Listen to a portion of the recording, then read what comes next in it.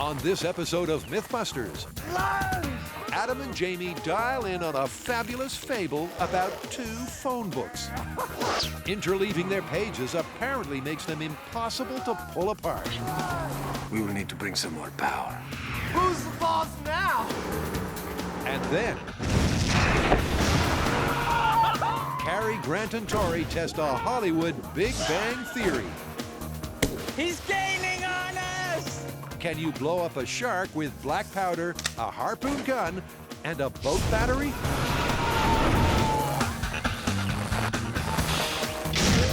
Who are the Mythbusters? Adam Savage Goodbye, my little friend. and Jamie Hyneman. Is that beautiful or what? Between them, more than 30 years of special effects experience. Cue dramatic music. Joining them, Carrie Byron, Criminals beware the mark of the Mythbusters. Grant Imahara, Let's eat. and Tori Belleci. Call me the cougar. They don't just tell the myths, Mr. Hyneman, you are go for launch. they put them to the test.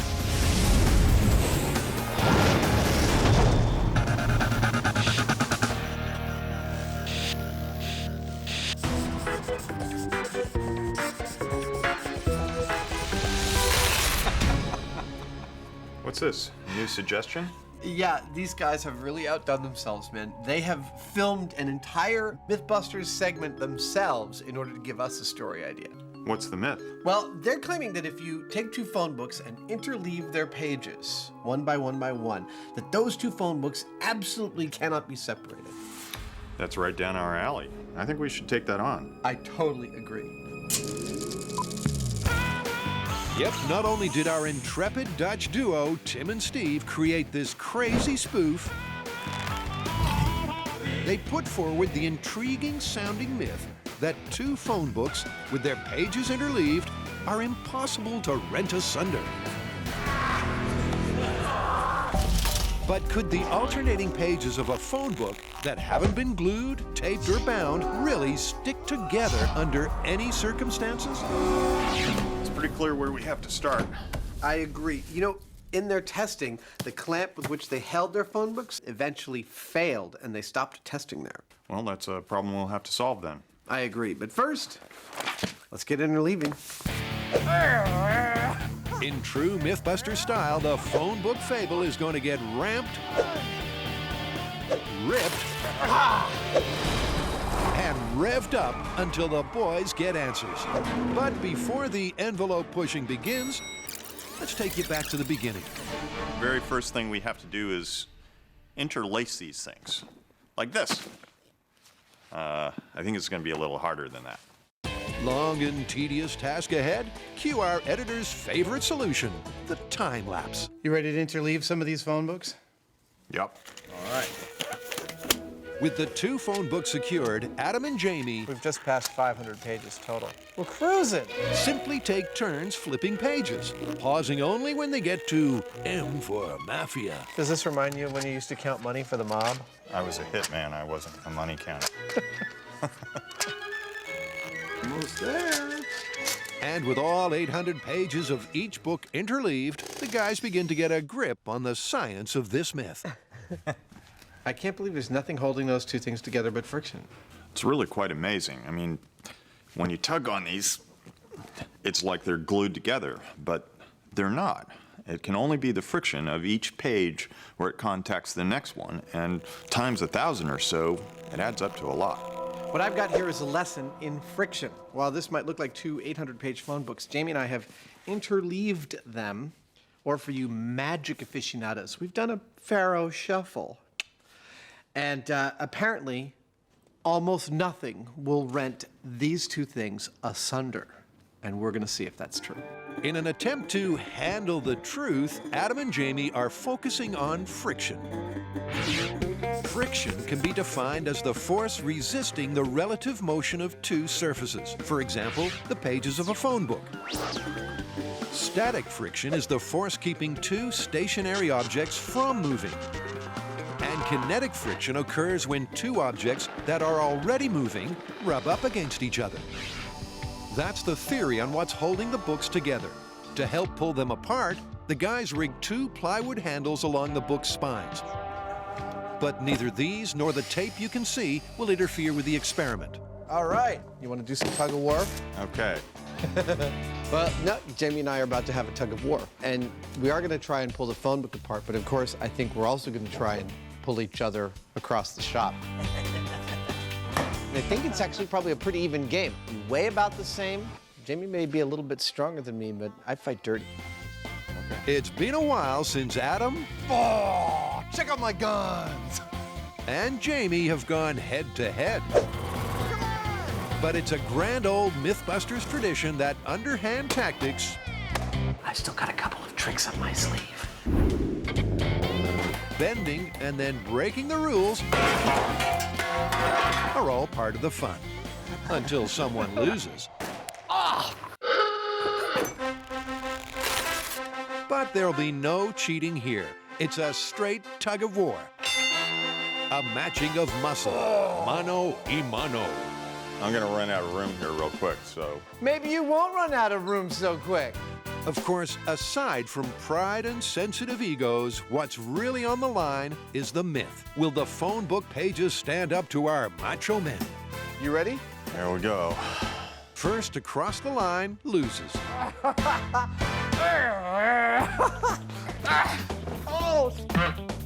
Oh, I believe I'm winning. Equally matched in weight, traction was the ultimate decider in this test. And with no time to substitute an hydraulically powered robot, Jamie has to take his medicine. But more importantly, despite being fueled by the red-hot fires of competition, Good job. The phone book's still together, though. Adam and Jamie failed to make an impression on the phone books. Although I may have had better traction on my shoes than Jamie, I'd say it's Adam and Jamie 0, phone book 1. This puppy didn't creak, didn't move, didn't budge.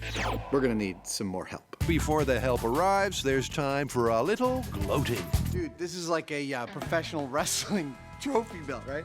I'm gonna wear this around. Like, check it out, Hyneman! Who's the boss now?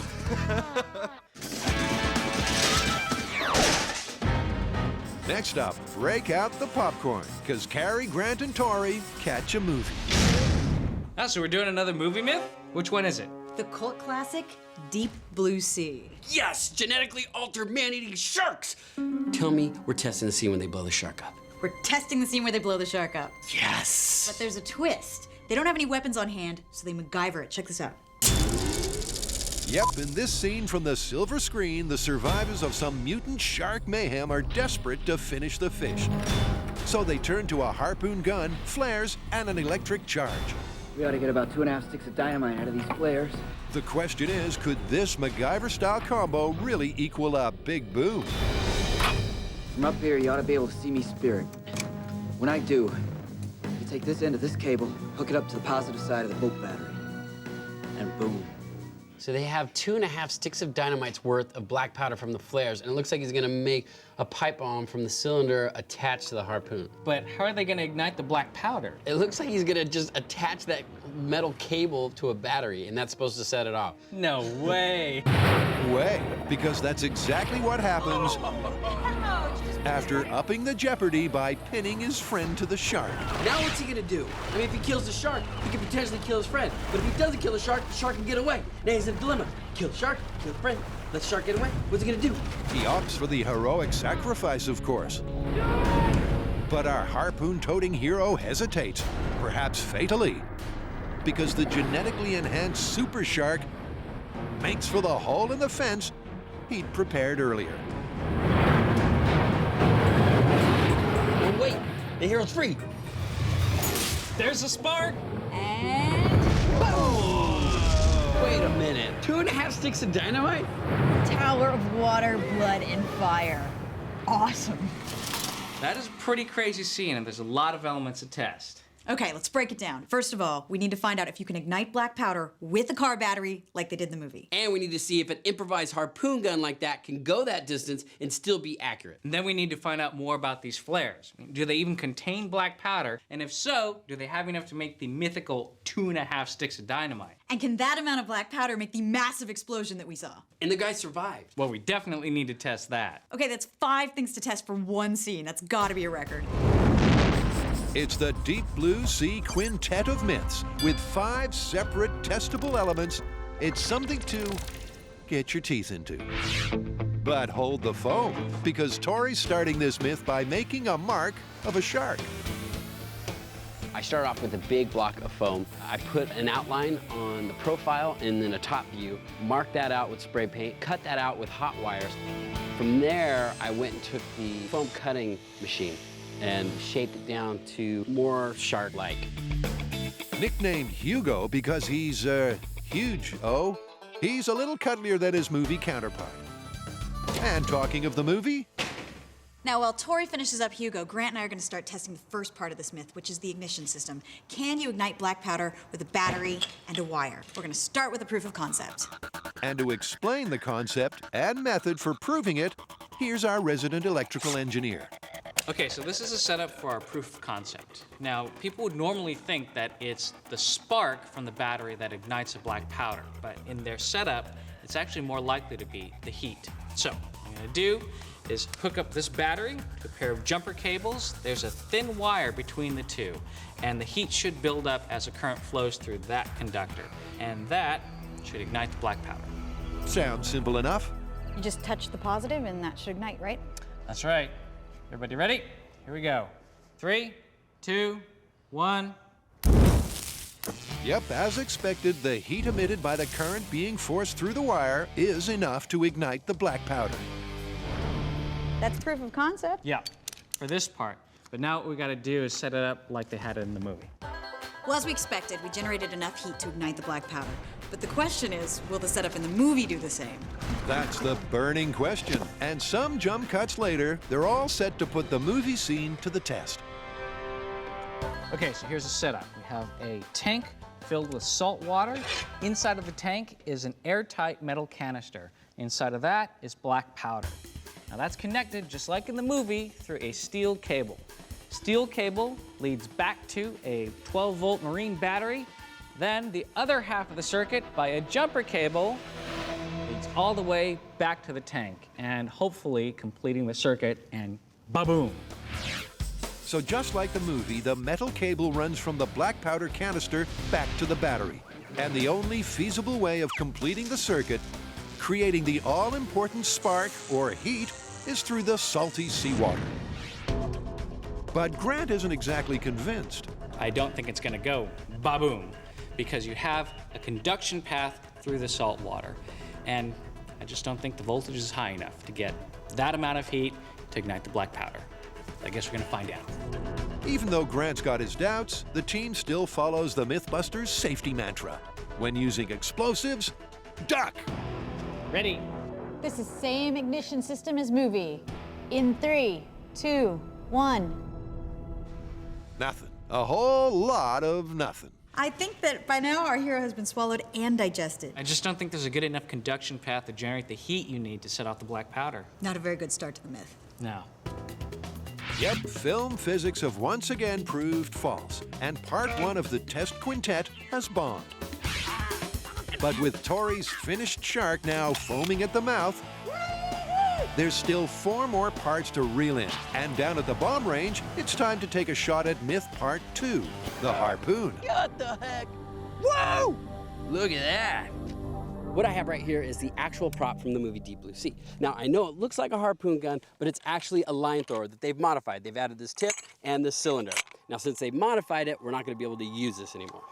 But we have this, a real working harpoon gun. And this is what we're gonna use to test, to fire our harpoons into our shark to see if a harpoon will even go that far.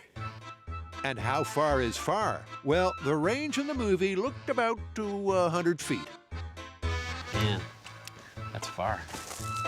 But before Tori takes aim and fires, here's some Harpoon 101. A harpoon gun is very similar to a rifle, but instead of a bullet, we're using a .38 special blank. Now the blank, once fired, will create enough pressure to launch our harpoon, which is sleeved on the outside of the barrel, unlike a rifle where the bullet is inside the barrel. And this will hopefully launch our harpoon to our target. All right, we're ready to fire. We're loaded in 3, 2, 1. Yeah! Woo! Nice! Bullseye! You know, it's great. you hit him exactly where the guy hit him in the movie. I think I might have pinned his arm to the shark. Looks like we've confirmed this part of the myth. You can shoot a harpoon over 100 feet and still hit your target. And we pinned the dude to the shark. It's like double confirmed. I love this. Meaning part 2 of the myth gets the thumbs up, making it all to play for at 1 apiece. Adam and Jamie are muscling up to test the tall tale of interlaced phone books that are impossible to pull apart. This experiment is one of those things that is totally counterintuitive because, you know, it's just a couple of phone books interleaved together. There's no glue, there's no tape, there's no screws. They're just sitting there, those phone book pages, and we should be able to pull them apart quite easily, but somehow I don't think so. If you don't believe Jamie, here's a sentence you don't often hear on Mythbusters. This is one you can try at home. And while you're at it, here's something else you can try at home with phone books. The tall tale that it takes a strong man to tear a phone book in half. As long as we've got all these phone books around, I thought this is an opportunity to learn how to rip a phone book. And Adam's tricky technique is this. Bend the book into a V separating the pages. And that means you tear 1 page at a time and not all 800. Simple. This is like a sickness. It's like an addiction. I gotta rip up another one. Oh, yeah. But the problem with addictive highs are the inevitable subsequent lows. I know I'm a Mythbuster, but I'm a little sad to find out that the trick is so easy. And Adam knows the only way to cheer himself up is to beat, or could that be cheat, Jamie in a contest. Jamie, come here. Got a challenge for you. Ready? Okay.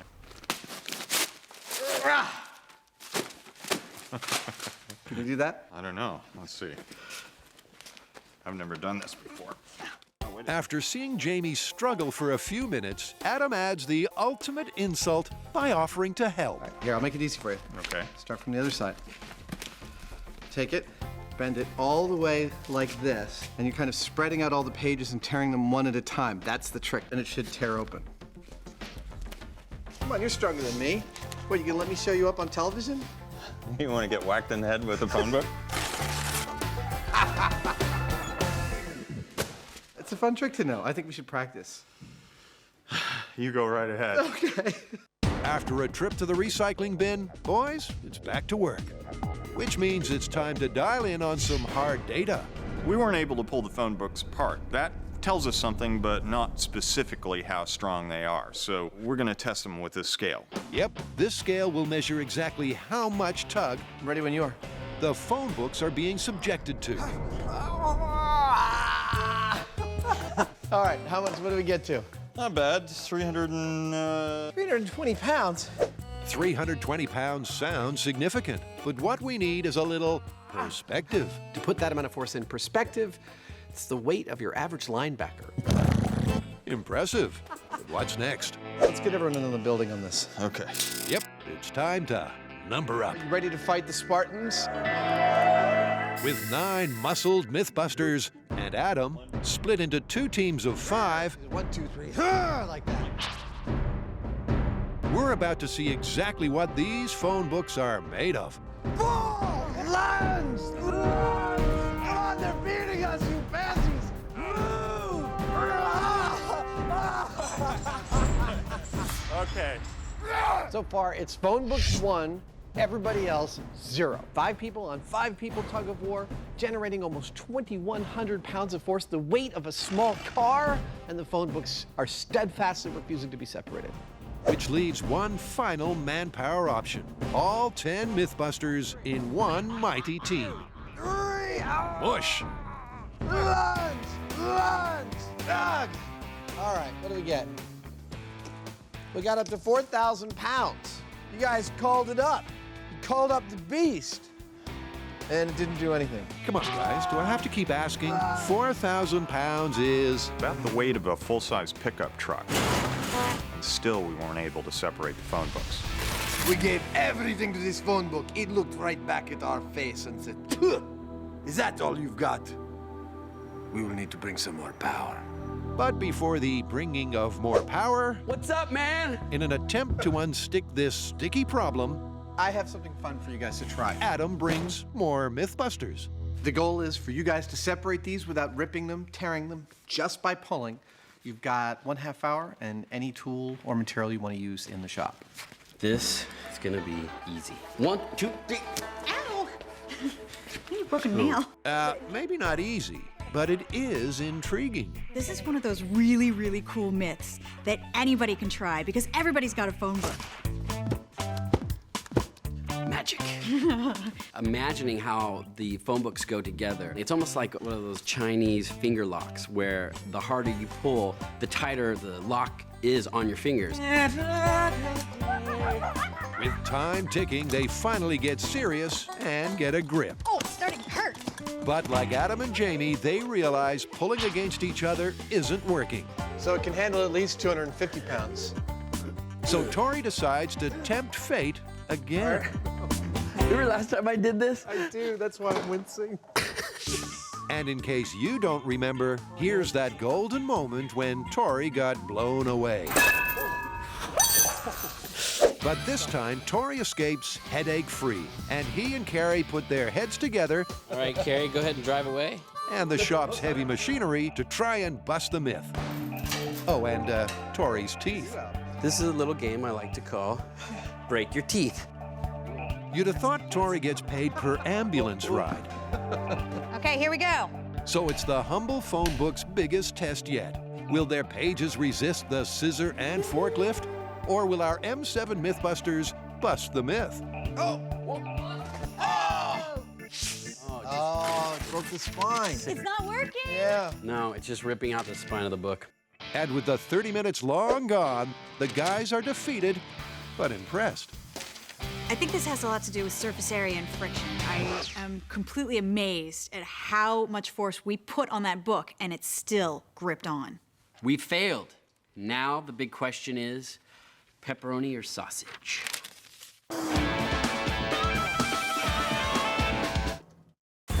She may be the smartest animal in the world, but she's still an animal. Carrie Byron, Come to Mama. Do it! Tori Balachi, and Grant Imahara. They're shooting at myths from the deep green sea. And so far, in their quintet of chaos, it's 1 part busted, 1 confirmed. So what's next? Now, for the next part of this myth, we're going to focus on the explosives, and those are contained inside of the flares. Now, we're going to stay here on the bomb range because it turns out taking a flare apart is pretty dangerous. Remember, in the movie, they casually crack open a box of 10 flares to harness so much gunpowder that... We ought to get about 2.5 sticks of dynamite out of these flares. But how much black powder is there in a flare? Now, we don't know how much black powder is in one of these flares, so what we need to do is find out how many of these flares we need in order to make 2.5 sticks of dynamite. To find out, Grant, and not Tori for obvious reasons, is going to very carefully cut open some flares. In order to protect myself, I'll be wearing the fire suit. That's in case the black powder ignites. And I've got a tubing cutter. What I'll do is attach that to the flare and crack it open, take out the flare part, and then pour the black powder into a tray where I can measure how much black powder there actually is inside of the flare. All right, remember, if you catch on fire, stop, drop, and roll. What's clear immediately is that opening a cartridge flare isn't quite as easy as the movie made out. It looks as though the Martian has figured out the Earth tools. In fact, it takes a full 12 minutes for Grant to crack it. Okay, I think I'm through. With the dangerous part over, Grant measures the amount of black powder, and it's pitiful. These are exactly the same type of flares they used in the movie. However, the big difference is that there's only 1.5 grams of black powder in here. It's not like the guy did. Yep, the numbers just don't add up. The mythical 2.5 sticks of dynamite is about 450 flares worth, not the 10 they harvest in the movie. And that means number 3 hits the busted bin. Okay, so where do we go from here? Well, I think it's time we blow stuff up. I think we're gonna need 3 booms. The more the better. 1 using the amount of black powder they could physically contain in the canister used in the movie. Then another one using the 2.5 sticks of dynamite they mention in the dialogue. And if that doesn't get us the same kind of explosion we see in the movie, I say we do whatever it takes. So with Hugo in tow, the team hit the road. Their destination? The secret backcountry quarry, where they had their last TNT party.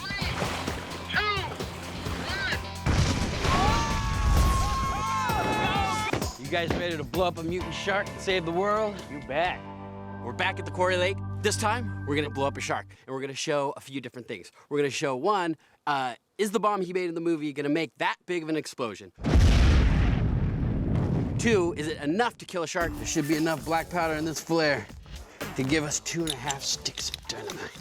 And 3, if you're in the water and you're that close to the explosion, are you gonna survive? This is gonna be a great day! Except, we're gonna destroy Hugo. Yep, Hugo will be going out with a bang. But first, it's this fish's last swim. He's gaining on us! He's going for Carrie! He likes the girl! That's a great idea. How you getting back on the boat? I haven't thought about that yet. Next, Hugo gets that sinking feeling as the team weighs him down, positioning him 10 feet under, about the same depth as the shark in the movie. He's going. Oh, that looks sick! In the water, the shark looks even more menacing, but the shockwave from the blast could be our hero's biggest concern. Now, to find out if our hero is going to actually survive this crazy blast, we have this. Now, this rig was created by New Mexico Tech. They have installed Osico pressure discs. Now, at 500 PSI, these things will burst. 500 PSI is certain death for the hero. So we're gonna be able to find out from 15-foot increments how far away our hero has to be from the blast to be able to survive. New Mexico Tech is a world leader in explosion technology, and these custom-made rigs and Osico rupture discs are the perfect addition to this test. So let's go in easy. So 50 feet from Hugo, the first rupture rig is delicately placed in the water. All right, the buoys work. One down. 50 feet represents the distance from the shark that the hero was at the time of the explosion. But to cover all bases, the team positions rupture rigs at 100, 150, and 200 feet away. It's been a monumental effort, and finally everything's ready for some shark obliteration. Sharks in position, all the rupture discs are in position in 50-foot increments. All we need to do now is strap some explosives to that shark and blow him up. Frank!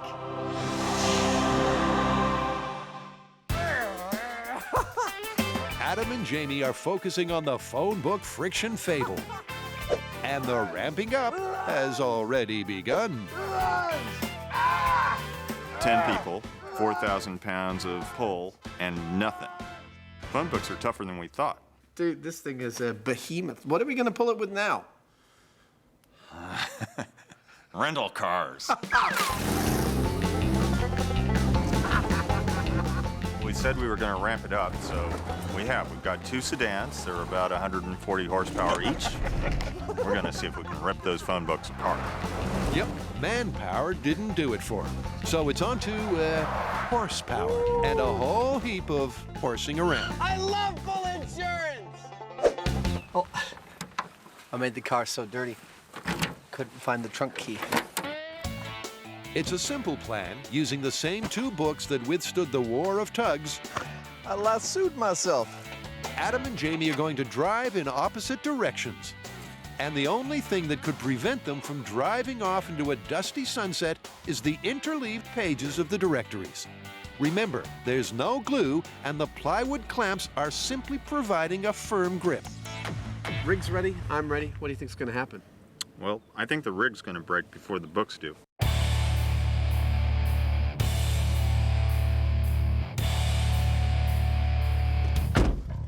This is it. I'm ready. Are you ready? Yeah, I'm ready. Let's do it. Can the drag created by the 800 pages of 2 phone books stop these 2 drag racers? I'm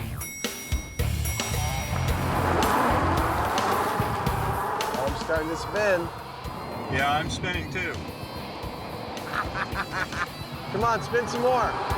Incredibly, with the force gauge peaking at 4,800 pounds, the phone books, unlike the car's tires, That's fun. hold firm. Still intact. I smell rubber burning, but I don't see no broken rig or phone book. Well, at this point, it's phone book 3, Jamie and Adam, zilch. I think the phone book's feeling pretty self-satisfied, but we're not done by a long shot.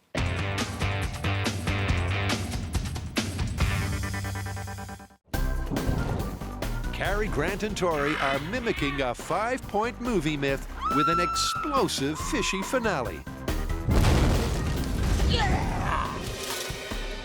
And with 3 of the quintet accounted for, duck, because here come the big booms. For our deep blue sea exploding shark myth, here's the plan. First, we're going to use the harpoon that they used in the movie, completely filled with black powder, as much as we can stuff in there. If that doesn't give us our movie explosion, then we're moving on to what they said they have, which is the equivalent of 2.5 sticks of dynamite. Now, if that doesn't work, then we move on to a special Frank concoction, which is going to give us the movie explosion that we're hoping for. Remember, in the movie, a small canister of black powder liquefies the shark, and at 50 feet away, our hero survives. But what about in real life? This is the harpoon from the movie. Now, Frank has made us a canister the same dimension. Your father wanted you to have this when you were old enough. It's a more elegant weapon. It works! Now, to give this myth the best possible chance, we're gonna fill this with black powder, but this only holds 28 grams. Now, to get an explosion 2.5 sticks of dynamite worth, you need 681 grams of black powder. This is nowhere near 681 grams. But we're gonna do this first because that's what the movie did, and see what happens. Out on the water, Frank carefully lays the charge. But will 28 grams of black powder really shake the shark? This is going to be Shark Explosion. Ready to fire in 3, 2, 1, fire! Houston, we have a problem. I love it when they try to hit the button and the bomb doesn't go off. That's the best part. Everything points to a misfire, at least until Frank calls the team in for a closer look. That's it? That's it. What you see is what we got. So it went off. It went off, and that's what we have left. It was less than exciting. It was so less than exciting, we thought we had a malfunction, but as you can see, we didn't. So, sorry, Houston, we didn't have a problem. The same size canister is used in the movie, 28 grams, didn't even cause a ripple. It did no damage at all. There are 3 things we're looking for to confirm our mutant shark explosion from the movie. First of all, a tower of water, big explosion. Second of all, we have to see completely obliterated shark. And third, our hero has to survive. Tower water? Beep, little bit of smoke. Obliterated shark? Just a little bit of a flesh wound. He's coming back to eat you. Finally, did our hero survive? Absolutely. So 1 out of 3, not so good for the myth. So what now? We're gonna up the stakes, and this time we're gonna go with what the guy said in the movie, which is 2.5 sticks of dynamite worth of explosive. Frank's preparing a vessel that will contain this amount of black powder, and we're gonna set that off and see what happens to our shark, our hero, and also if we get the same kind of geyser. Of course, there's a problem here. 680 grams of black powder, the 2.5 sticks of dynamite, is now so big and weighty, it could never have been fired by the harpoon. But that's Hollywood for you. This is mutant shark with the equivalent of 2.5 sticks of dynamite. On your go, Frank. Fire in the hole! 3, 2, 1. Did you see that? Yeah! Dude, it blew the buoys off the shark. Quite as big as the movie. I think the shark is dead. Yep, as the team go in for a closer look, it's clear that Hugo has gone belly up. It's not looking good for Hugo. That's his stomach right there. Oh my gosh. But much like Mick Jagger, Carrie can't get no satisfaction. 2.5 sticks of dynamite was definitely a better blast. I mean, we got to see a little bit of a boom, but it was still not the 100-foot in the air tower that we saw in the movie. So, though that shark is maybe in 2 pieces, he's not completely decimated and liquefied in the air like it was in the movie. In other words, part 4 of the quintet also bites the dust. And that means it's time to go large. This is it. This is the one we've all been waiting for. This is where we're gonna get the huge explosion that we see in the movie. Now, the first one we tested, it gave us hardly anything. Then we did 2.5 sticks of dynamite. We destroyed the shark, but still, we didn't get that giant tower of water splashing into the air. Now, we're gonna get that. And we're probably gonna kill the shark and kill the guy all in the same moment. This is gonna be awesome. So for the grand finale, Hugo, like Humpty Dumpty, is pieced back together. But not for long, because this next boom will be big. He's kinda in one piece. We were out here and we did surfing with explosives, and we used 200 pounds of cast boosters. Well, we're gonna crank it up a few notches today. We're gonna use 400 pounds of cast boosters, and we're going to decimate the shark. It's gonna be magnificent. You heard it, folks. Stand by, because this is gonna be magnificent. Dude, I am proud of our little phone books. They withstood a lot more than I thought they would. This thing is impressive. It is. And, you know, I have a theory. I think there's more going on here than just friction of page on page. I think it has to do with the pages being stacked and the weight that they put on each other, as well as there may be some sort of a finger puzzle thing where the harder you pull, the more it grabs. Well, it's clear if we're going to get these things separated, we're going to need bigger vehicles and a lot more traction. Well, you know what? I've got both. No, really? Oh, yeah. Awesome! Yep, Jamie has contacted the Military Vehicle Technology Foundation and head honcho Jacques Littlefield. Wow. Who can't wait to show off the largest private collection of armored fighting vehicles in the world. The earliest tank I have, which is a World War I tank built by the U.S., it was actually the first tank the U.S. built.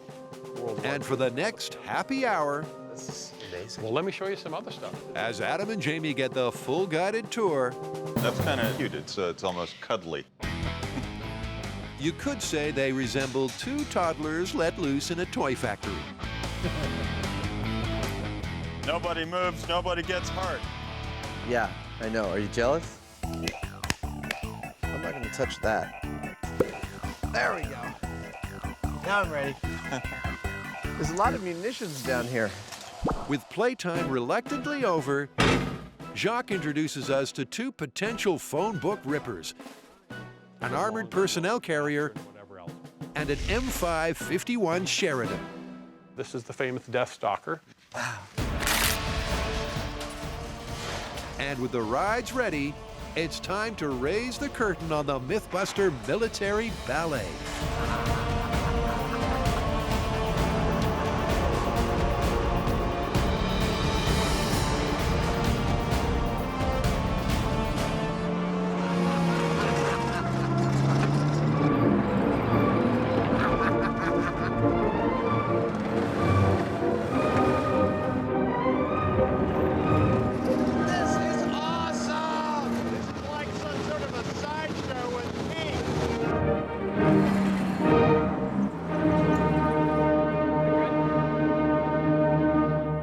Yep, that's the tanks. So what about the... You got a phone book for me? Right here. The toughest thing about ramping this test up is how to hold on to the books. This is an opportunity to not mess around. Nice. If these clamps give way, I'll eat my beret. That's ready. Aesthetically, it matches the tanks. Yeah, military steel. It's the new black. So we're going from a car and some wood clamps to a tank. And something a little heavier. And with phone books held snugly in their brand new bindings, What are you, the ghost of Christmas futures? the gang chained the metal monsters together. There you go. And remember, their interleaved pages are the only things holding the two books together. I don't know about you, but I think we're ready to start stretching. In 3, Carrie, Tori, and Grant have made a shark called Hugo, Bubble and Trouble. And now they're going to turn him into rubble with 400 pounds of TNT. Setup for this is kind of cool. We've got Frank out there on the boat with his crew, strapping 2 body bags full of 400 pounds of explosives to our shark. We're standing at the perimeter at a safe distance so we can watch this blast. We have a feeling that the Tower of Water might hit the top of that hillside. Yep, Hugo is going to be Hugone. This is Exploding Shark, 400 pounds of explosives. On your go, Frank. Fire in the hole! Here we go. Yeah, this is it! 3, 2, 1, fire! Houston, me again. This time we really do have a problem. Oh, this is every bomb tech's worst nightmare. Oh, God. I don't know. Oh. 400 pounds of explosives just sitting there, misfire. This is really, really stressful. This is the part of explosions I really, really hate. This is a really, really dangerous situation. Probably the most dangerous kind of situation for these guys because they don't really know what has gone wrong, but something's gone wrong and the explosives are already rigged out there. So they're gonna check it out and maybe see if the blasting cap came out. Very carefully, Frank and his team move in. They have to remove and replace the faulty blasting cap. One false move, and they're dead. You kidding me? This is like the worst experiment ever. But after 40 breath-holding, white-knuckled, cold sweat minutes, the team thankfully are good to go on take 2. Yeah! This is it. We're ready to commence countdown. Go ahead, Frank. Start. Fire in the hole! Fire in the hole! 3, 2, 1, fire!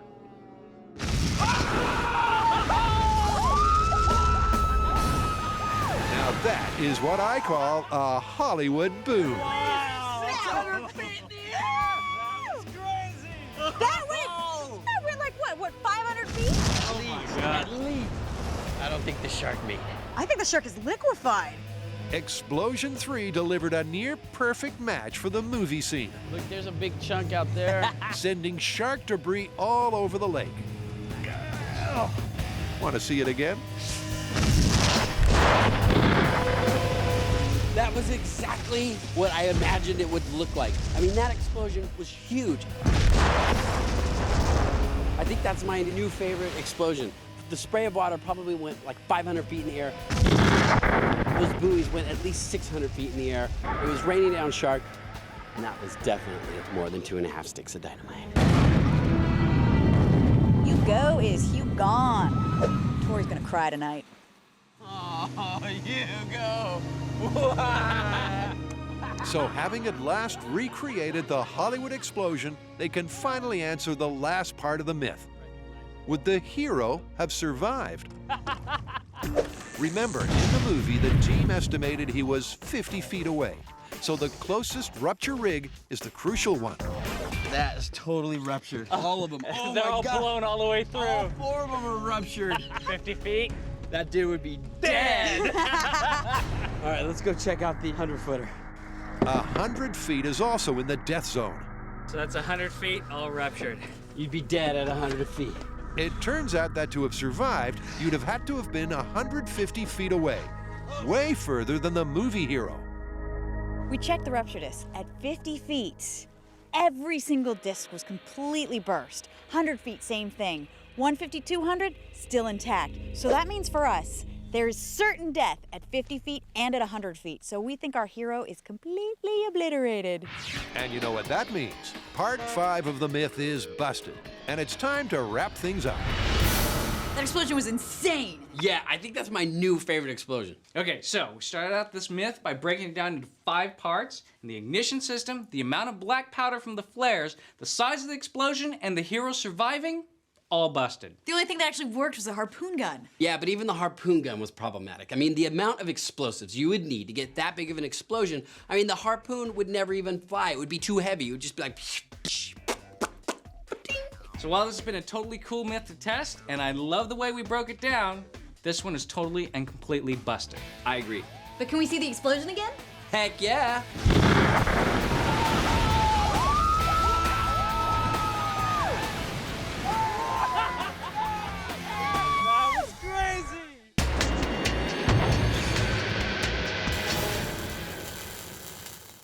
welcome back.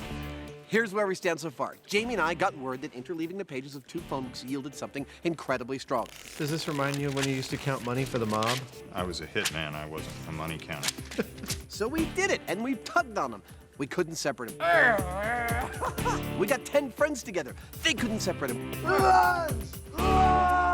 We got 2 cars, and still those phone books wouldn't be separated. But we're not going to leave it there. We went out and found a couple of tanks. Behind me is 30 tons of military steel, 650 horsepower. Are they going to separate the phone books? At this point, I have no idea. But I do know that something is going to happen. So it's the 14-ton, 300-horsepower M113A1 fire support vehicle. And the M551 Sheridan, also known as the Death Stalker, which packs a healthy 350 horsepower and weighs in at 15 tons, versus 2 phone books.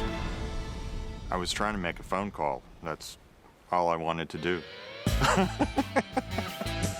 The question is, can the pages take the pressure? If this doesn't separate the phone books, I'd call them effectively unseparatable. I think so. All right, let's see what happens. I love the smell of diesel in the morning. Okay, go ahead and pull slack. With the lightest of touches on the throttle, the tanks ease delicately apart. The careful positioning not reflected by the force gauge needle. That's 1,000 pounds of force so far. With the slack taken up, Jamie signals the start. 30 tons of mighty military machines slowly begin to move in opposite directions, and the force gauge climbs quickly. But the courageous phone books, you couldn't call them yellow, hang on for all they're worth. There it went. Separated, it worked. But the Yankin tanks finally win the tug of war. Darn. You wanted to see some metal breaking? Yeah, well, I wanted to see these things spin, burn rubber. Nope, unlike the rental cars, these puppies had traction and power to spare. And talking of power... Let me see how many pounds it took. 8,000 pounds of force is what it took.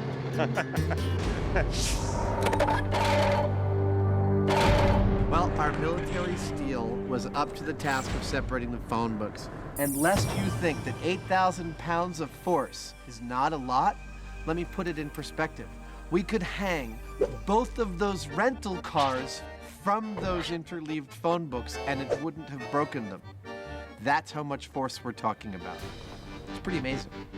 So it turns out that interlaced phone books are not, in fact, indestructible. You just have to have a couple of tanks hanging around to do it.